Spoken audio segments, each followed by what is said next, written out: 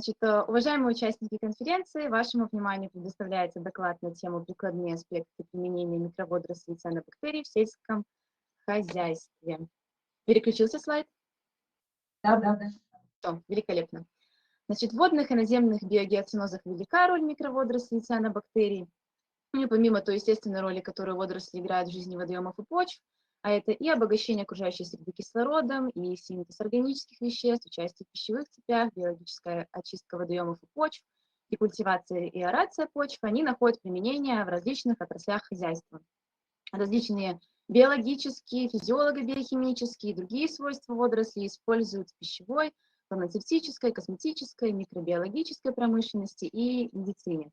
И также велика роль микроводорослей и цианобактерий в сельском хозяйстве. Биомасса водорослей в виде суспензий используется как биостимулятор в животноводстве, птицеводстве, рыбоводстве и растениеводстве, как уже говорилось ранее. Биотехнологическая ценность микроводорослей обусловлена быстротой роста, питательной ценностью, способностью синтезировать и накапливать большое количество белка, полинасыщенных жирных кислот разного состава и других биологически значимых веществ.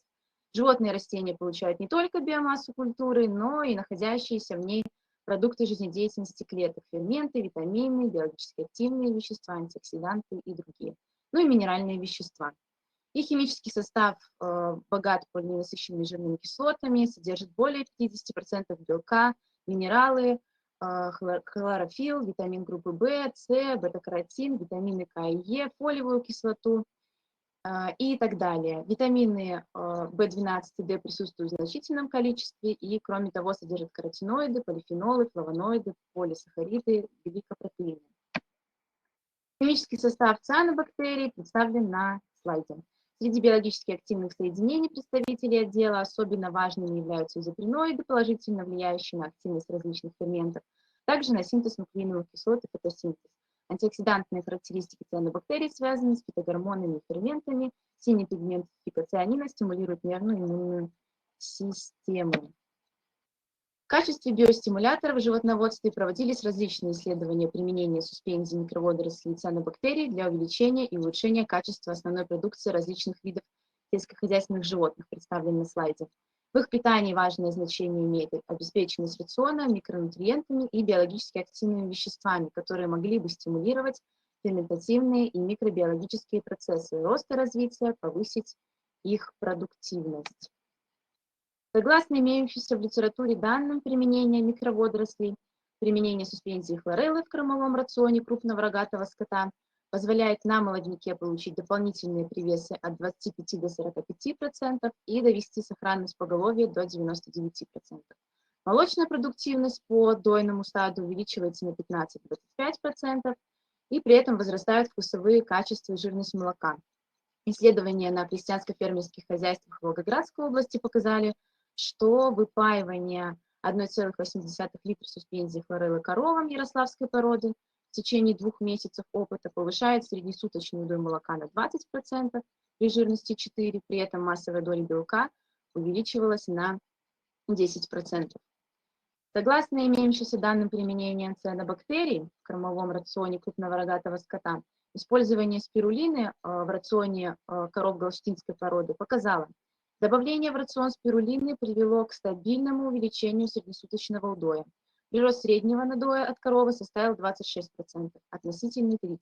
Включение в рацион биомассы спирулины также оказало положительное влияние на содержание жира и имело тенденцию к повышению содержания белка в молоке. Так, содержание жира опытных групп коров было выше, чем у контрольных на 22 сотые, 16 сотых и 63 сотых% соответственно. Также положительные результаты получены при использовании водорослевых продуктов в качестве кормовых дрожжей в микробиологических средах. Паста микроводорослей и цианобактерий повышает активность пищеварительных соков, способствует развитию полезной микрофлоры у рогатого скота. Попадающая с кормом добавка служит отличным питательным субстратом для молочнокислых бактерий рубца, в результате чего в нем усиливаются бродильные процессы. Для экспериментальных исследований показали способность хлорелла вульгарис и спирулина платенсис влияет на улучшение пищеварения и усвоение питательных веществ у коров и поросят. Так, в опыте на молочных коровах черноперстой породы при добавлении к рациону спирулины оказало положительное влияние на физиологические и микробиологические процессы в рубце. поддерживая его состояние в физиологической норме. В конце опыта количество соматических клеток у коров контрольной группы было на 57,5% выше, чем в молоке коров опытной группы. Это свидетельствует о положительном влиянии цианобактерий на качество молока и здоровье в имени коров. Опыт по ферментации глюкозы показал, что процессы ферментации в рубце подопытных коров были на 24% активнее, чем у контрольных.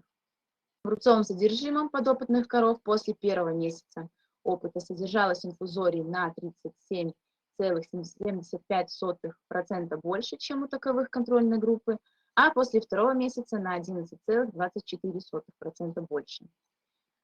Примененные в экспериментах препараты оказывали влияние на количество аэробных бактерий и микроаэрофильных бактерий, лактобацилл и факультативных анаэробов. Суммарное количество анаэробных и факультативно-анаэробных бактерий в рубцовом содержимом коров опытной группы было на 5,2% выше. При этом через месяц опыта количество микроаэрофильных бактерий, лактобактерий в рубце опытных коров было выше на 6,9%, а через второй месяц на 10,6% выше, чем в рубце коров контрольной группы. В конце опыта количество других бактерий, продуцирующих молочную кислоту, то есть стрептококков, было на 12,2% выше. Количество дрожжевых грибков в рубце коров контрольной группы было в 6,8 раза выше, чем у коров контрольной. Полученные результаты микробиологического анализа рубца показали, что спирулина платенсис и хлорелла вульгарис обладают пробиотической активностью и повышают концентрацию полезных микроорганизмов в рубце коров. Сообщалось о благотворном влиянии некоторых видов микроводорослей на обмен веществ, а также оксидантный статус. Что касается последнего, обнаружена высокая активность супероксидизмутазы в крови и молоке и каталазия в плазме крови. Использование микроводорослей в кормлении повышает устойчивость животных к различным заболеваниям, в первую очередь связанным с авитаминозом, ускоряет их рост и размножение, повышает объем и качество товарной продукции. Использование суспензий микроводорослей в рацион коров предотвратило развитие нарушения белково-минерального обмена и обеспечило поддержание физиологических пределов содержания эритроцитов, уровня гемоглобина, щелочного резерва, кальция, фосфора, белка на протяжении всего периода стельности. Результаты исследований позволяют рекомендовать суспензию микроводорослей в качестве восполняющего средства в условиях содержания стельных коров. Морфологический и биохимический анализ крови свиноматок показал, что цианобактерия спирулина платенсис оказала положительное влияние на их гематологические показатели. В крови подопытных свиноматок гемоглобина было на 7,2 грамм на литр или же на 5,33% больше, эритроцитов на 15% больше, а общего белка на 0,2% больше, чем в крови свиноматок контрольной группы. Применение микроводорослей в качестве кормов продемонстрировало ярко выраженный иммуностимулирующий характер, а также детоксицирующие в отношении эндогенных и экзогенных токсинов, пестицидов и инсектицидов у птиц. Хлорелла способствует выводу из организма таких тяжелых элементов, как кадмий, уран, медь и свинец, обладает антибактериальным и противовирусным действием. Содержащийся в хлорелле фактор роста, открытый японскими учеными, стимулирует полноценное развитие всего организма птицы в период его формирования. Хлорелла обладает кроветворным действием, стимулирует выработку интерферона. Она повышает привесы, увеличивает процент выводимости яйца, значительно сокращает падеж санитарный забой птицы, продлевает сроки хозяйственного использования курных сушек, увеличивает яйценоскость и вес яйца, повышает содержание в желтке каротина. Это позволяет легко получать продукцию функционального назначения, обогащая, например, необходимыми микроэлементами мясо и яйцо птицы за счет изменения состава питательной среды.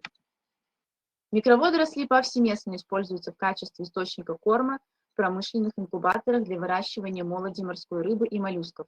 Во всем мире существует тысячи морских рыбоводских заводов, ежегодно производящих миллиарды мальков и моллюсков. В настоящее время культивируют десятки видов водорослей, но объекты промышленного разведения пока еще малочисленны. Это главным образом различные виды штаммы хлореллы, цинидесмуса и спирулины. Особенно популярна в этом отношении спирулина. Она может использоваться в качестве добавки или полной замены животного протеина в кормах для всех видов рыб, характеризуется высокой усвояемостью. Микроводоросли являются основным источником масел омега-3 в морской пище, в пищевой цепи, где они накапливаются, особенно в тканях жирных рыб, таких как анчоусы и сардины. Основным источником коммерчески доступных масел омега-3 в настоящее время являются выловленная морская рыба, такая как жир печени трески, на долю которого приходится около 85% рынка по объему. В ходе эксперимента с использованием одноклеточных зеленых водорослей хлореллы и цианобактерий рода спирулина, выделенные из водоемов различных климатических условий Узбекистана, установлено, что при использовании искусственного пруда с применением микроводорослей цианобактерий для разведения рыбы эффективность составила 41% по сравнению с рыбой, выращенной на традиционной питательной среде. Суспензии водорослей в рыбоводных прудах увеличивают количество кормовых водных организмов, улучшают гидрохимический, особенно кислородный режим водоемов, что увеличивает продуктивность рыбных прудов в поликультуре на 25-35%. Также спирулина – источник природных каротиноидов, в том числе бета-каротина и ксантофилов. Эти вещества придают филе рыбы более яркую окраску и являются натуральным безопасным красителем. Микроводоросли находят применение в рыбном хозяйстве в качестве витаминных кормовых добавок к рациону рыб. Также доказано, что применение суспензий микроводорослей является эффективным лекарственным средством против диспепсии молодняка, что позволяет снизить применение лекарственных препаратов, в том числе антибиотиков. Как уже сказано было ранее, микроводоросли также оказывают весомое влияние на рост и развитие сельскохозяйственных растений. Выделяя физиологически активные вещества, они ускоряют рост подростков, особенно их корней. Например, семена хлопчатника, предварительно замоченные в суспензии смешанной культуры микроводорослей, прорастают быстрее, и из них скорее развиваются растения, чем из необработанных семян. При обработке овощных растений суспензии микроводорослей и цианобактерий существенно возрастает масса плодов. Наблюдается значительное снижение содержания нитратов, увеличивается процент сухого вещества в тканях растений, существенно повышается содержание каротина, сахаров. Выращивание растений в присутствии микроводорослей или фильтратов из их культур способствует увеличению массы корней и побегов, также более интенсивному росту поростков. Обработка семян суспензии клеток цианобактерий приводила не только к увеличению схожести семян и урожайности растений, но и к повышению содержания в семенах первой репродукции общего азота. Такая обработка приводила к прибавке урожая риса на 10-12%, арахиса на 23-32%, арбуза на 25%. Использование культур микроводорослей хлорелла и вишерия оказывает положительное влияние на накопление биомассы овощными культурами 20-40%. В Гомельском государственном университете имени Франциска Скорины нами также проводились исследования, которые показали эффективность использования микроводорослей, цианобактерий и их комплексов при выращивании овощных культур.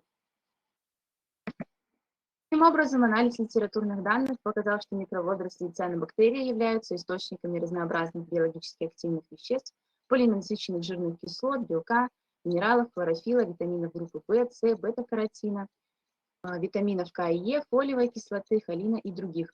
Микроводоросли и цианобактерии имеют биотехнологический потенциал для таких направлений, как скотоводство, птицеводство, рыболовство, растениеводство. Вовлечение микроводорослей и цианобактерий в сельскохозяйственное производство позволит увеличить производительность и качество сельскохозяйственных животных, повысить плодородие почв и урожайность сельскохозяйственных культур.